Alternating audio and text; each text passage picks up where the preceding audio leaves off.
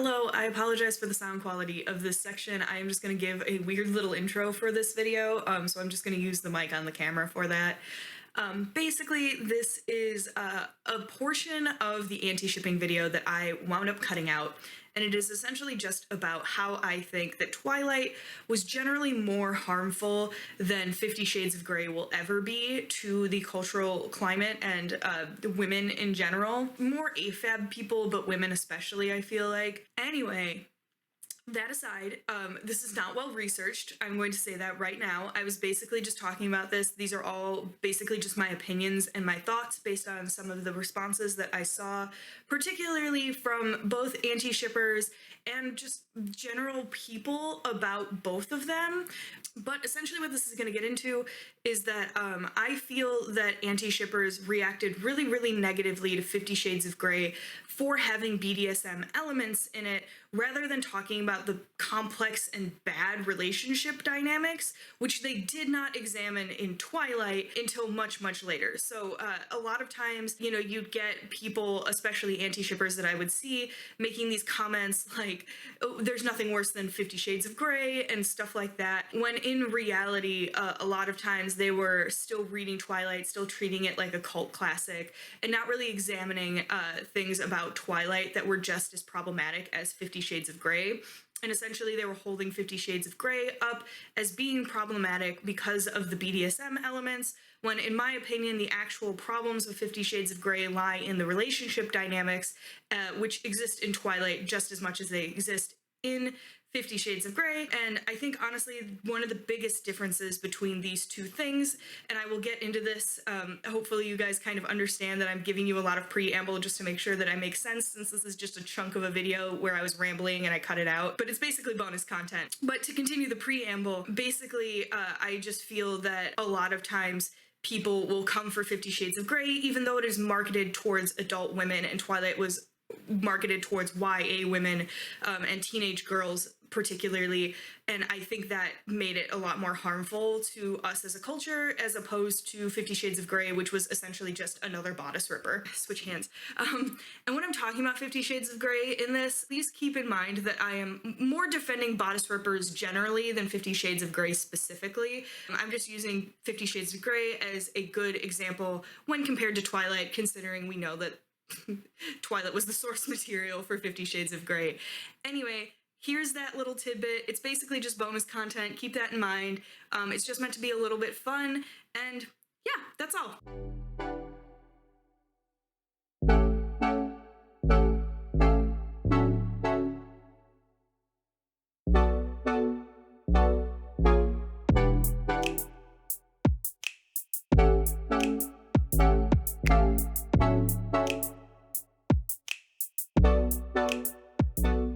So something that's also very good to mention here is Twilight, which you might be like, what does that have to do with anything?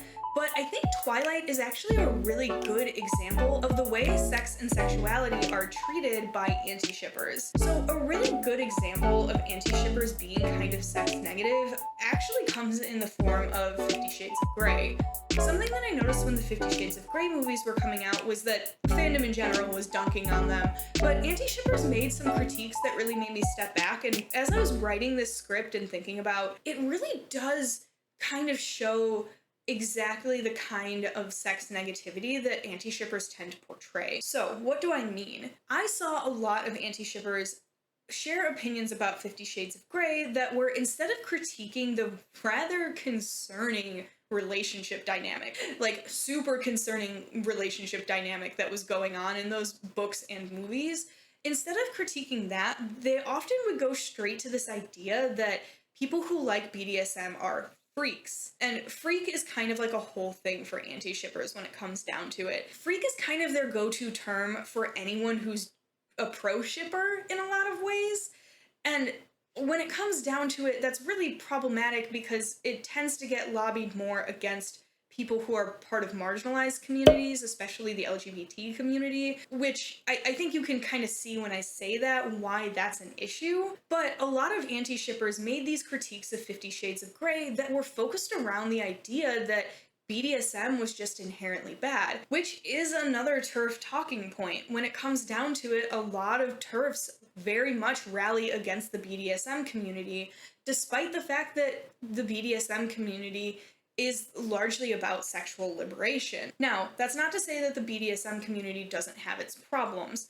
Obviously, every community has its problems, and that's kind of the point of these whole videos. But the way that anti-shippers were focused on BDSM versus the really problematic relationship dynamic in 50 Shades of Grey really kind of shows that they were quick to focus on sex negativity as opposed to critiquing something that's an actual problem and is kind of an actual issue when you think about it that affects the real world. There's a lot to be talked about in both Twilight and 50 Shades of Grey in how older men prey on younger women and tend to socially isolate them. And that's something that was considered perfectly fine for a really, really long time in YA paranormal romance. Twilight was really, really popular because it played on this trope. There's a lot of YA paranormal romance that's written for an audience of young women that fantasizes the idea of being with an older, cooler guy. And honestly, when it comes down to it, I personally think Twilight does a lot more damage than 50 Shades of Grey does. And let me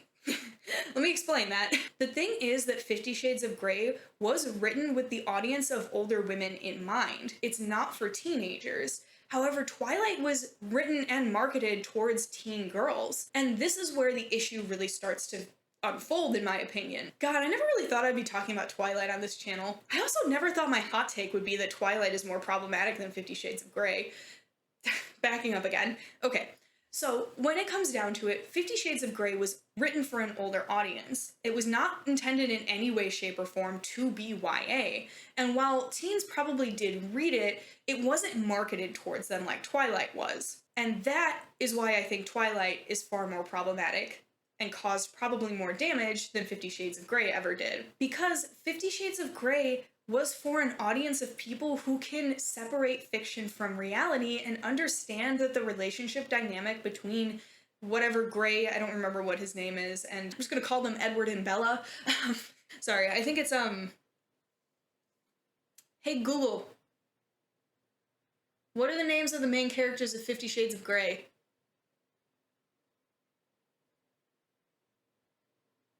Didn't answer me. The thing is that 50 Shades of Grey was written for and marketed towards adult women. Now, this is very important because adult women are already at a place in their life where they can hopefully separate fiction from reality. They can look at the relationship dynamic between the two main characters in 50 Shades of Grey and go, this is bad, but the spicy scenes are still fun. And I think that's part of the reason we saw a very quick and very fast backlash to the actual meat of the story on 50 Shades of Grey. Also because it was just kind of fun to dunk on 50 Shades of Grey when it was really popular. I feel like that was like the thing to do at the time. On the other hand, Twilight was written for a YA audience, particularly teen girls.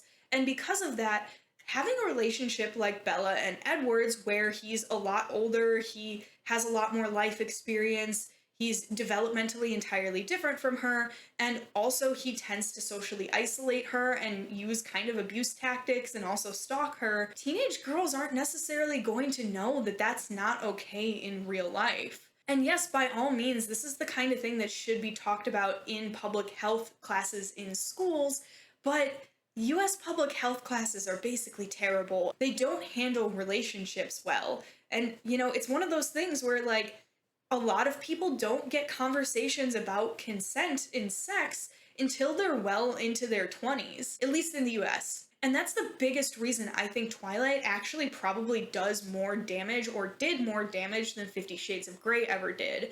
The audience that it was marketed to was the inherent issue with Twilight. And a lot of times because of this, we didn't really start critiquing a lot of the relationship dynamics in Twilight until we were all quite a bit older. Like, my friends started reading Twilight in middle school, and I didn't really start seeing critiques of Bella and Edward's relationship until I was well into my 20s. Now, part of that could just be because of the parts of the internet I tended to be in, but I think as a cultural context, it really didn't come up until like a decade later, which is concerning when you think about it. And this goes back to what I said about adults being able to consume content that's maybe uncomfortable or downright fucked up when it comes down to it, if they choose to do so. Because when it comes down to it, adults can take a step back and they know the difference between fiction and reality. However, teens can't necessarily do that, and we do need to start having conversations around the fact that certain kinds of romances are shown to young girls and considered a popular fantasy for young girls.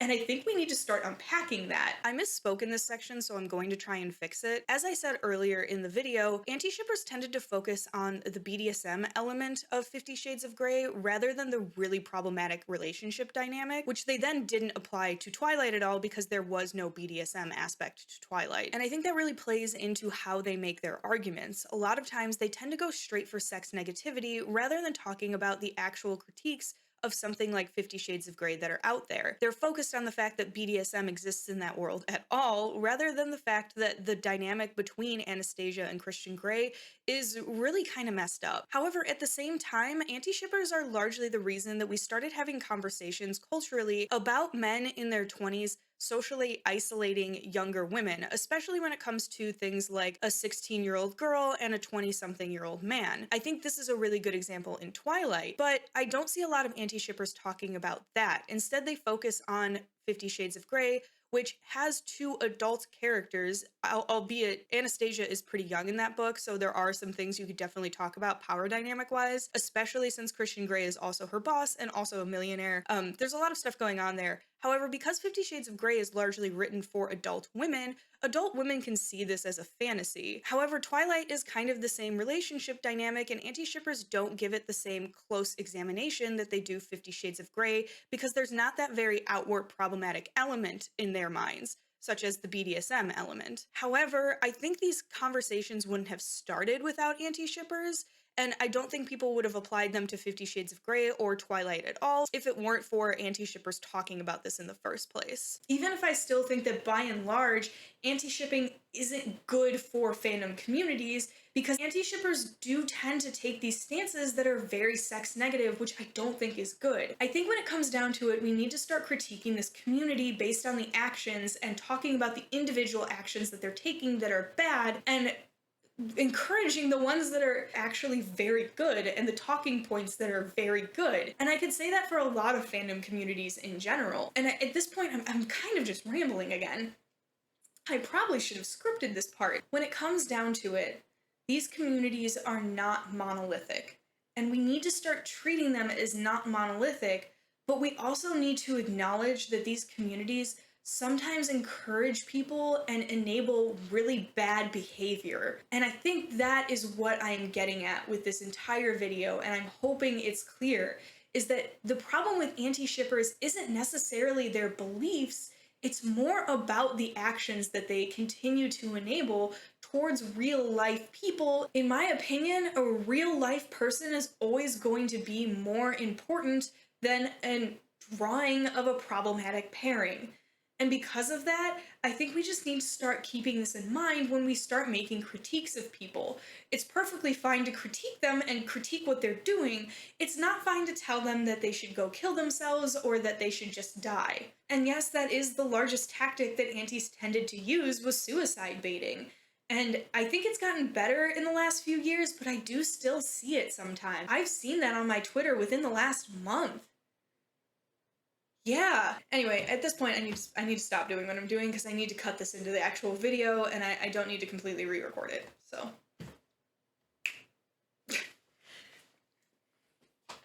Thank you so much for watching this little bonus content. I hope you guys enjoyed it. Just wanted to do something quick and fun this time around since I have been working on some really large projects. I've got some really large projects coming up. Keep a lookout on the Knights of the Bantam Twitch channel. I will be showing up on there more, so if you guys are interested. And then also the Knights of the Bantam YouTube channel, you should definitely check it out. I have a couple of things that are up there where I was running D&D games, so if you guys are interested in that at all, that's another way you could support me. And generally, if you want to follow me, I'm also on TikTok as GalaxyBot. I primarily talk about D&D on there, as well as TTRPGs generally. I'm a big fan of Beggar Talk, if you know what that means. And yeah, so that's really it. Have a great day. I'll see you guys all again. Please check out some of the other things that I'm doing. And yeah, Bye, guys.